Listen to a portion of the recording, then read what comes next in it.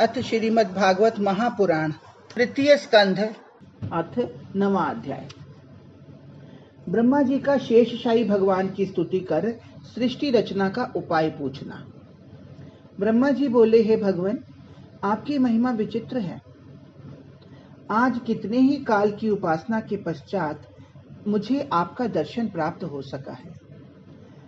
आपसे बढ़कर दूसरा कोई नहीं है। यदि होगा तो वह मिथ्या ही है। हे प्रभु, अपने भक्तों पर दया करके आप ही अवतार लिया करते हैं। आप ही नाभि से यह कमल उत्पन्न हुआ, आपकी नाभि से ही यह कमल उत्पन्न हुआ, जिसे देखकर मैं बड़ा ही आनंदित हुआ हूँ। अतः मैं आपके उस रूप के आश्रित हूँ। हे पृथ्वी के कल्याण करता, मैं आपके इस रूप को प्रणाम करता हूँ। पृथ्वी, धन, गृह और पुत्र आदिकों के लिए शोक, स्पृहा तथा तिरस्कार का भय तो तभी तक है जब तक आप दयालु न हों। आपकी दया करते ही सारे अमंगल आप ही शमन हो जाते हैं। भगवान, समस्त प्रजा क्षुधा, तृषा तथा वात, पित्त, कफ, कामाग्नि, क्रोध, शीत, उष्ण, पवन और वृष्टि से महान दुखी है। इसका दुख मुझसे देखा नहीं जाता। हे मायापति, आप इनका कष्ट दूर कीजिए। इन प्रजाओं को आपका ज्ञान नहीं है। यदि ज्ञान होता तो ये दिन रात अपने स्वार्थ में लगे न रहते, आपका स्मरण भी करते, जिससे इन्हें कष्ट न होता। क्योंकि हे परमात्मन, जो आपकी भक्ति में श्रद्धा रखता है, आप मित्र रूप से उनका कल्याण करते हैं। आप दया के धाम और सहज स्वभाव वाले हैं। तभी मनुष्यों के यज्ञ, दान, तप और व्रत को देखकर शीघ्र ही प्रसन्न हो जाते हैं। आप ही बोध और विद्या शक्ति युक्त हैं। आप ही संसार को उत्पन्न करते हैं, पालते हैं और संहार करते हैं। मैं आप परम क्रीड़ामय ईश्वर को नमस्कार करता हूँ। अंतिम क्षण भी जो आपका नाम लेता है वह आवरण रहित हो ब्रह्म को प्राप्त हो जाता है।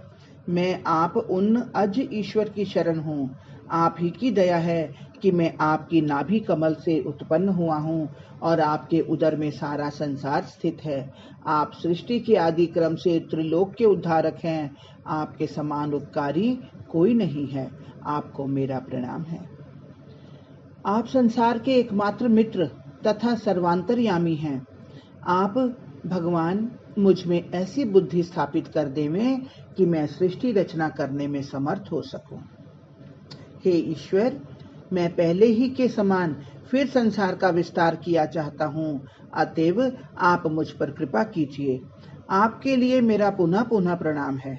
मैत्रेय जी कहते हैं कि जब ब्रह्मा जी भगवान की इस प्रकार अनेक रचनाओं युक्त स्तुति करते करते थक गए, तब उनके आशय को जानकर शेषशाही भगवान इस प्रकार बोले, हे ब्रह्मा जी, अब तुम्हें कुछ अधिक चेष्टा नहीं करनी है। तुम जिसके लिए मुझसे प्रार्थना करते हो, उस उद्योग को मैंने पहले ही सिद्ध कर दिया है। अब तुम फिर तप करो। तब कितने ही दिन के बाद मेरी दया से तुम्हें वह सब ज्ञान प्राप्त होगा। मैं तुमसे बहुत प्रसन्न हूँ। अब तुम्हारे लिए प्राणियों का दुख दूर करना क्या कठिन है।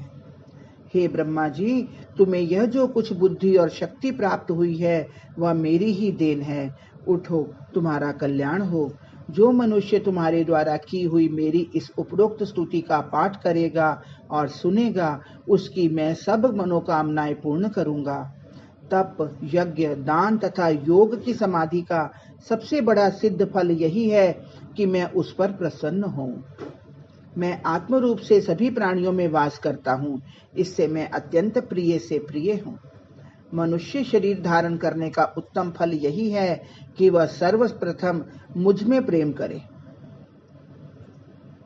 अब तुम वेदमय मुझसे उत्पन्न होकर स्वयं ही इस संसार की रचना करो और देखो, उन जीवों को तो पहले उत्पन्न करना जो मुझ में लीन हो जाने वाले हों, अर्थात जिनसे संसार का कल्याण होवे।